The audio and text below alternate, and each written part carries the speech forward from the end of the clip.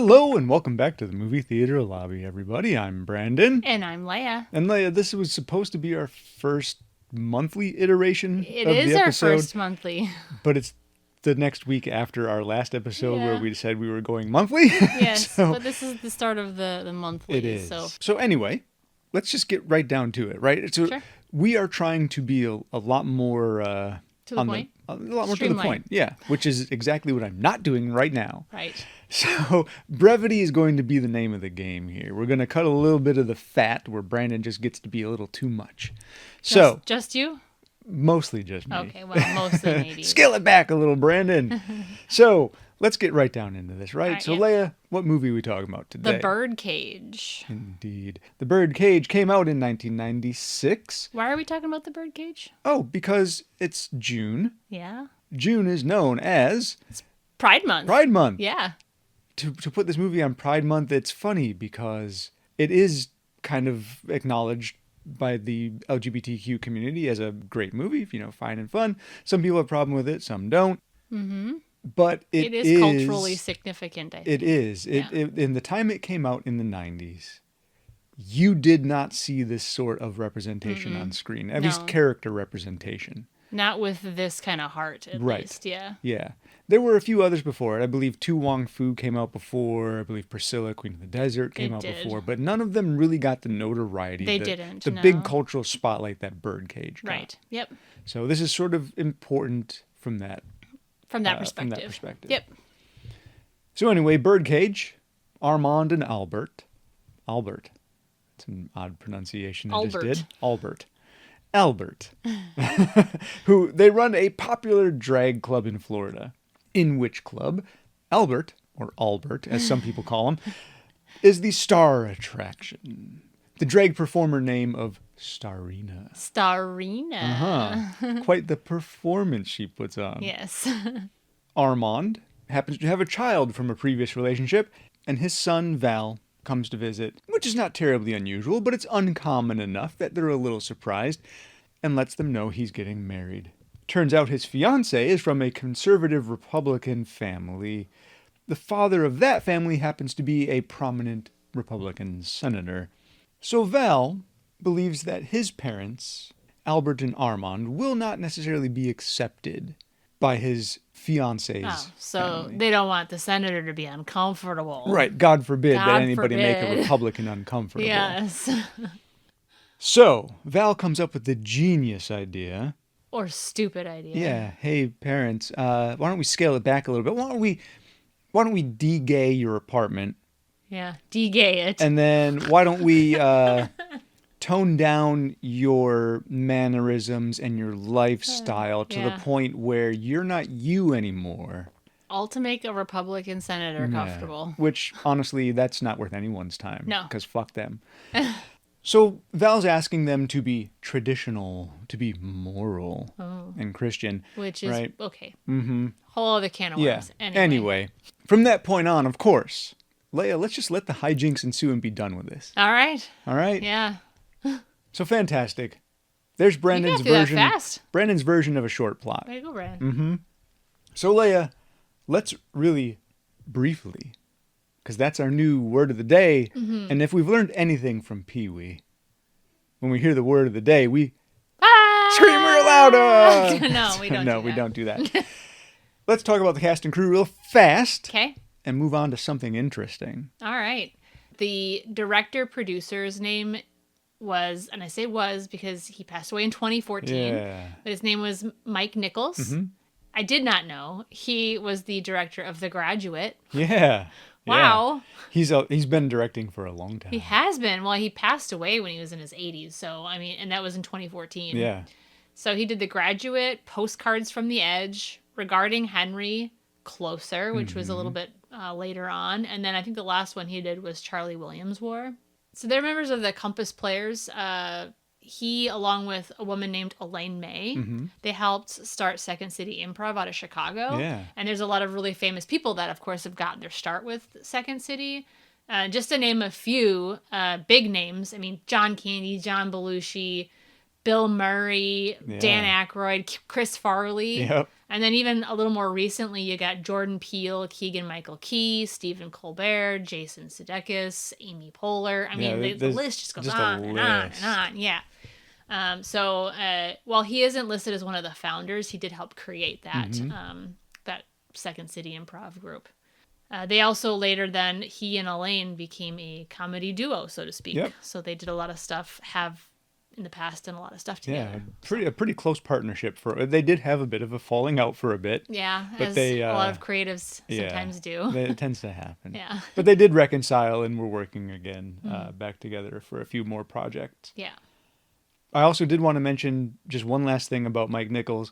He and his brother escaped Nazi Germany in 1939. Did they really? His father had already been here in the States. Oh, so they escaped Nazi Germany and came here. Harrowing, man. And his mother joined them all very shortly after that. Wow. So, yeah. That is impressive. That is crazy. So he definitely, I mean, he has definitely been around a long time. Yeah. He was actually involved as the director for the 1983 Broadway adaptation of La Cage aux Folies, which is the original production. So it was a play, and then they turned it into, they were going to turn it into a movie in 1983, and then he got fired from being the director from the producer Alan Carr. But then he ended up getting the rights to do the movie in 2016. So yeah, he was kind of like an in-your-face kind of a thing. Yeah, like, he really wanted to make this movie. He really did. Yes, yeah. He also did a lot of his research for the film by attending drag shows in Chicago and in Savannah, and then he actually went to a drag show in South Beach, and that's when he decided that the film setting should not be in New Orleans, which is what the original adaptation was. Yeah, the original adaptation. Yeah. So they decided to do it in South Beach instead because of that experience that he had. Yeah, I think it was a good setting. Yeah. He also did not originally have both Robin Williams and Nathan Lane in mind for the roles. He actually envisioned Robin Williams and Steve Martin, but in the roles of Albert and Armand, respectively. Yeah, so kind of backwards. Backwards, yeah. But Robin Williams he wanted to play, he'd already done something really flamboyant Mrs. Doubtfire. with Mrs. Doubtfire. So he wanted to play Armand instead. Yeah. And then that's when they brought Nathan Lane in because Steve Martin wasn't able to do it. Right. So. And later he regretted it. He wished he had done it. Because he never again had the chance to do something with Robin Williams. Yeah, I never did a movie again with Robin Williams, and he regretted not being able to have done something with him. A true icon. Yeah. I did talk about Elaine May. She's she adapted the screenplay of the 1978 French film La Cage aux Folies, which was an adaptation from the 1973 play of the same name. The only thing she really changed, I mean, it was pretty much the same, but the major things she changed was that she changed the names of the characters. George's name was changed to Armand, and Albin's name was changed to Albert. Pretty close. So, pretty close. She also adapted the plot line about like the potential in-law characters as being conservative, moral majority politicians. At the time when she was kind of coming up with these ideas, we were addressing a lot of right-wing anti-LGBTQ sentiment in the news. It was all over the place. And so she kind of wanted to bring that piece into the film. So. Yeah. Yeah, there was a time when the studio had said, hey, I don't know if we should be doing this sort of parody of the right-wing because it could be bad style. Yeah. And I believe Mike Nichols at the time said, hey, you know what, don't worry about it, because by the time this movie is actually released in theaters, they'll be parodying themselves. Yes. because the Republicans were making such fools of themselves. Yeah. It was a good point, too. So let's talk about a couple of the actors here real quick. Sure.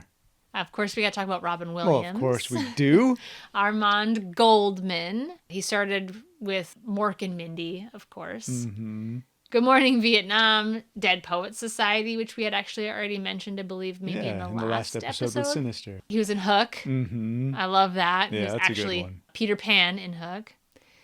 Fern Gully, Aladdin, to name a couple animated films that he'd done. Of course, Mrs. Doubtfire, we already mentioned. 1 Hour Photo. Yeah, that was a good one. I really That was a liked 1 Hour weird Photo. one. That was a weird one, but it was It was, so good. yeah, it was weird, but he played such a great turn. That was sort of during his really dark phase. It was, He yeah. had Insomnia, 1 Hour Photo, Death to Smoochie. Death to Smoochie. He was also in Robots and Happy Feet. Mm-hmm. So he did a couple Yeah, more he animations. was just such a great voice Good for voice, animation. yeah. Toward the end, before his death, he did both the Night at the Museum and then the sequel. Yeah.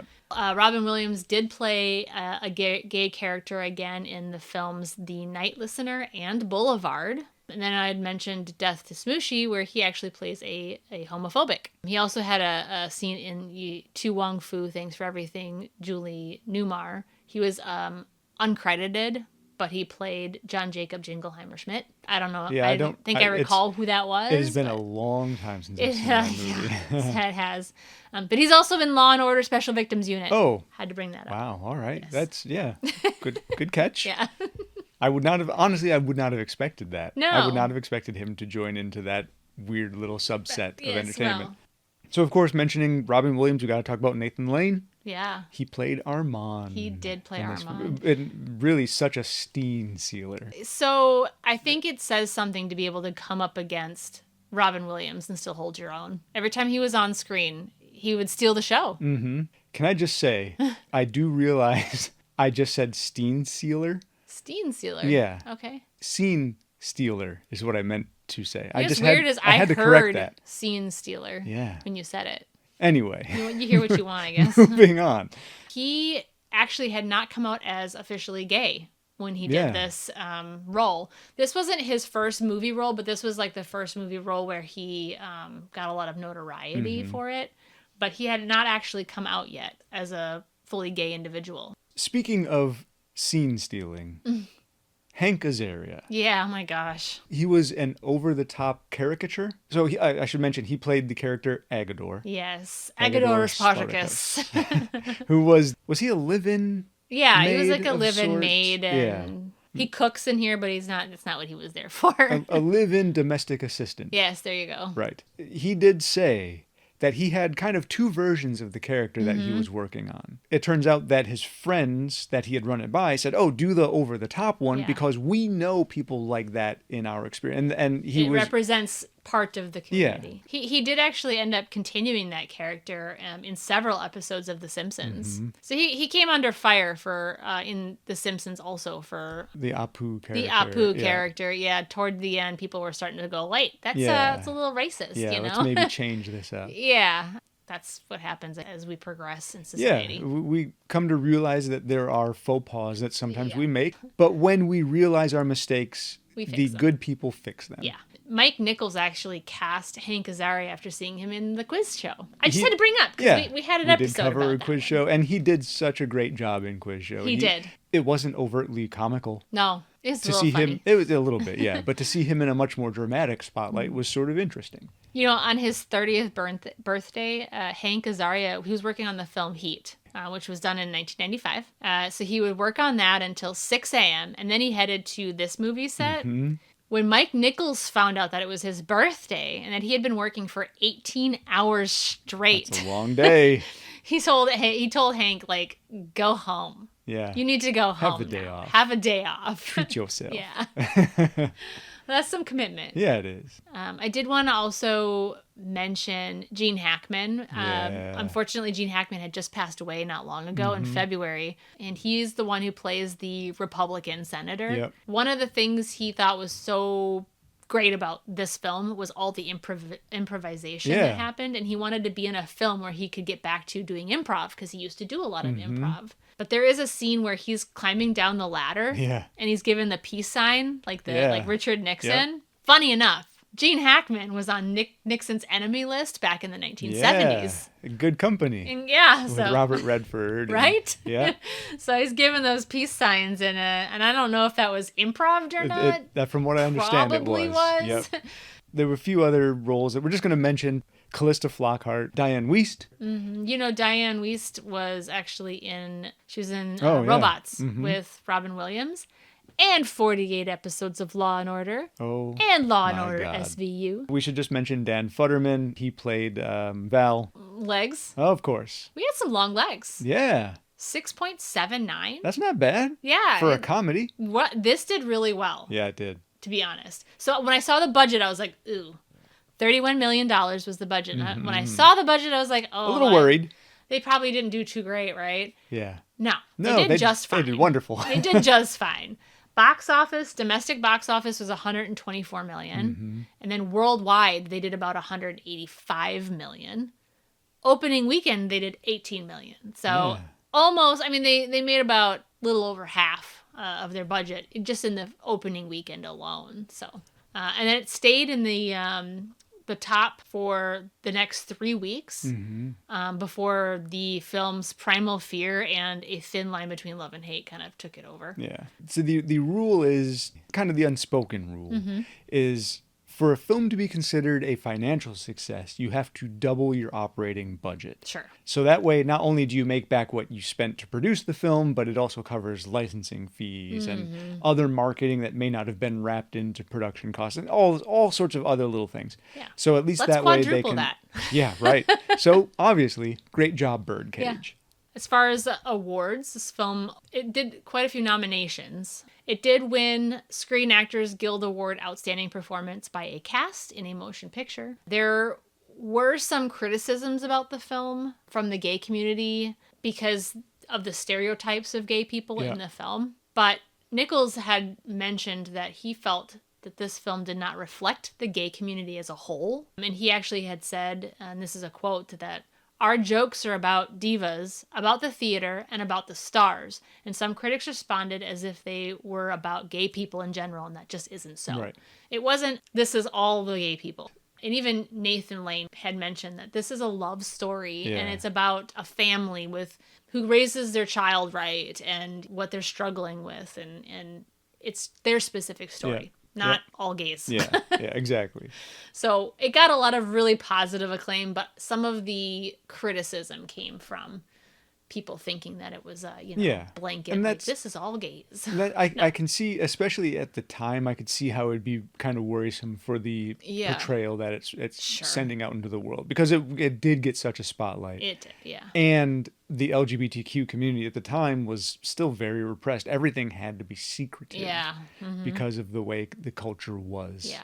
But the Gay and Lesbian Alliance Against Defamation, or GLAAD, praised the film for actually going beyond, quote, going beyond the stereotypes to see the character's depth and humanity. And then it says, the film celebrates differences and points out the outrageousness of hiding those differences. Right. If this movie were to be made now, you would see a cast of LGBTQ actors. All LGBTQ, yeah. At the time, had that happened, I don't think this film would have had the success that it needed to have. No.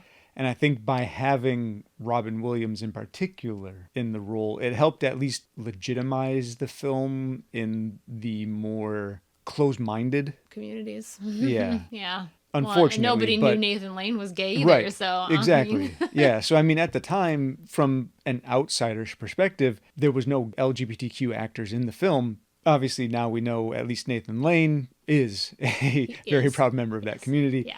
It still brought a positive spotlight to a community. Yeah. Did you read how Nathan Lane kind of came into this role? He was actually already committed to starring in the Broadway production of A Funny Thing Happened on the Way to the Forum. Nichols convinced the producer Scott Rudin to actually postpone the musical. Yeah, that's a big favor. Just so that Lane could be in the film. There's actually another connection to that production, because there's a song that Armand and Catherine is the egg donor, I guess you could say, Val's mom, biological mom.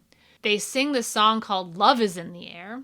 And actually, it was a song that was actually cut from Stephen Sondheim's musical A Funny Thing Happened on the Way to the Forum.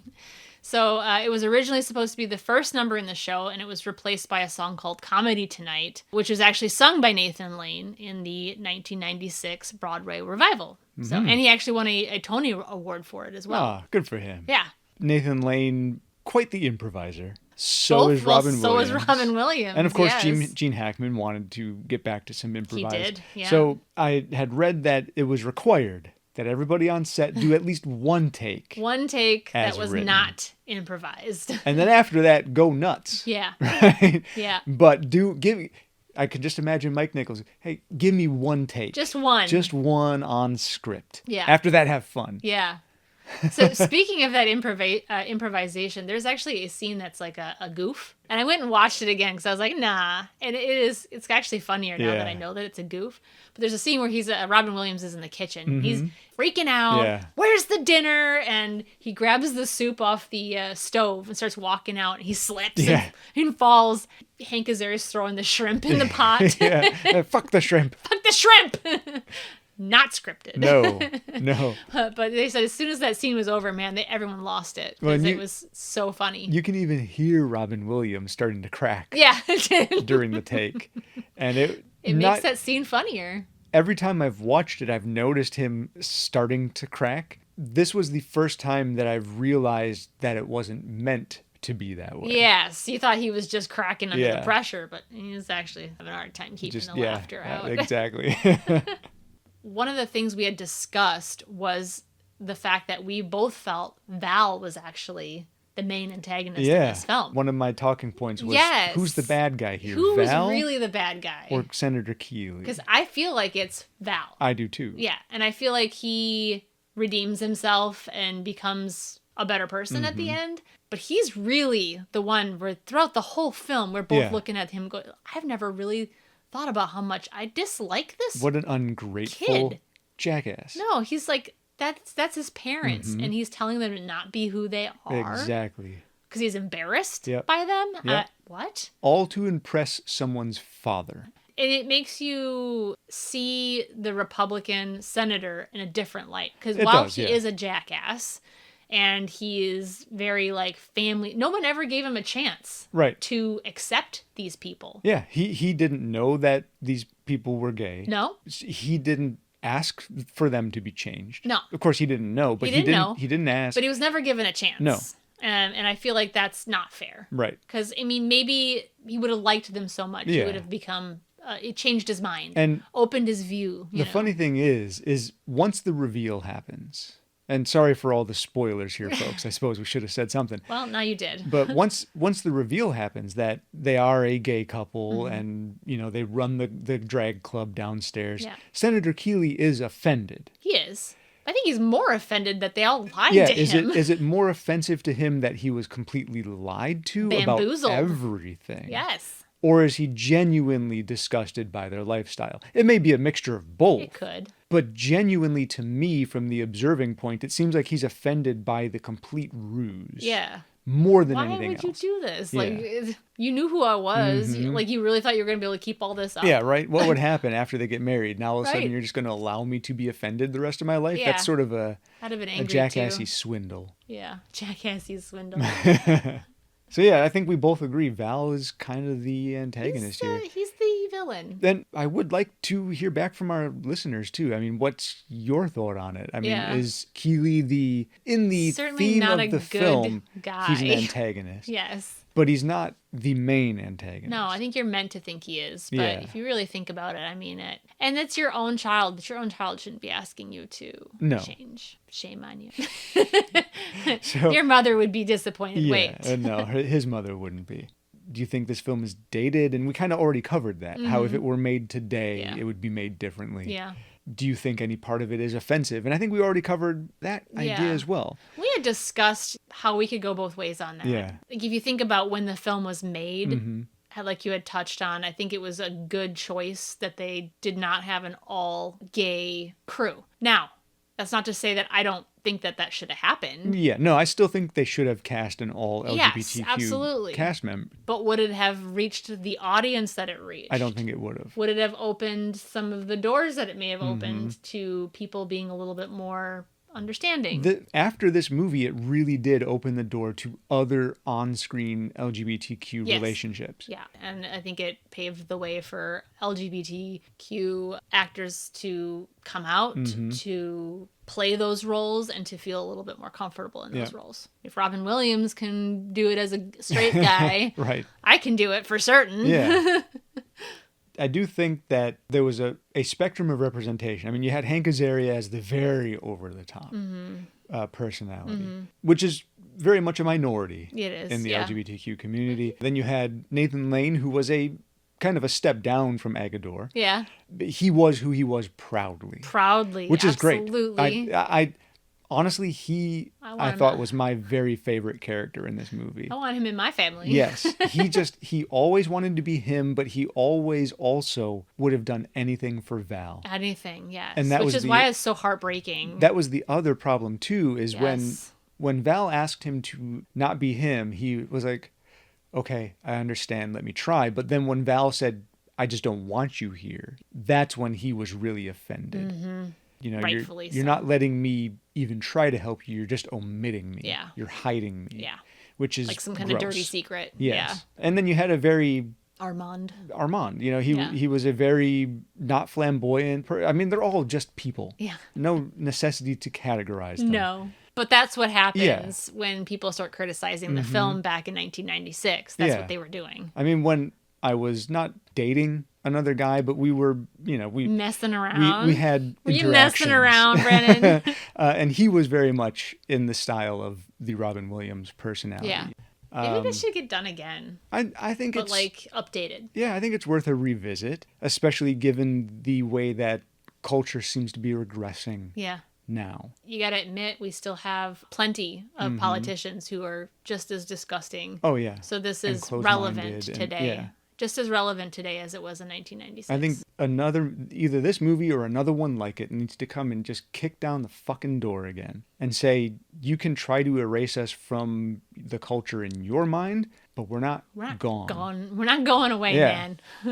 It was an important film for when it was released. It's still a fine touchstone. But yeah, let's I laughed a lot during this film. It's such a funny movie. I love this one so much. Let's close up the lobby Let's close it up. Let's get in. Let's get out. Let's get in, get people on their way. That was the whole point. We're trying to shorten this up a little bit. Trying to be brief, which is something I'm really not good at ever. No.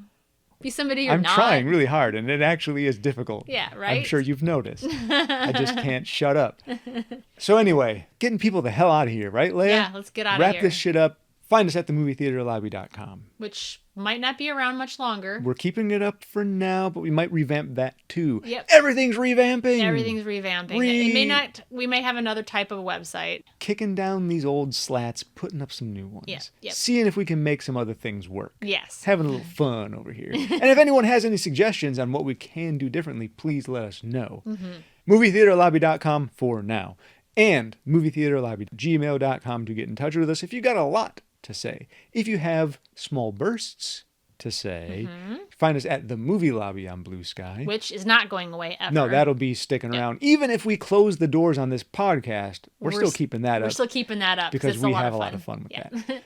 And we're not letting anyone else get in that space. That's ours. That's ours. That community is pretty fun. Yes, it's so much fun. I love it when you guys chat with us over there. Please keep that up. Yep. In fact, knock that up a few notches if you want. Anyway, find us at the Movie Theater Lobby on YouTube to find the podcast with a logo video. Yes. There's no actual video. No. I mean, something's on your screen. It's just a picture of this thing. Anyway, find me, Brandon, if you want to, on Blue Sky, BrandMC at bluesky.com. And Leia, how about you?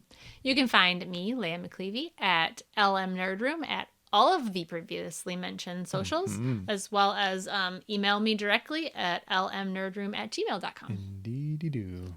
So now, thank you, Leia. Thank you, Brandon. And thank you, the listeners. Yeah. Woohoo. There we go. We shook that up, too, at the last second. We got to tell them what we're going to watch next month. Before we see you next month, understand that next month we will be talking about... Jaws and Sharknado. Oh, yeah. We're kind of smashing them together a little bit. We're smashing them together. And this is all because July 14th is Shark Awareness Day. Indeed. Got to be aware of them sharks. Be aware of them sharks. Okay, bye. Okay, bye-bye. Give me no time to jump. Shut up! It's okay. We're all right. It's fine. Just shut up, goddamn you. It's all right. Stop crying. Goddamn you. What are you standing there for? Go. Go. She'll be here in a minute. Go. Damn it. Fuck the shrimp.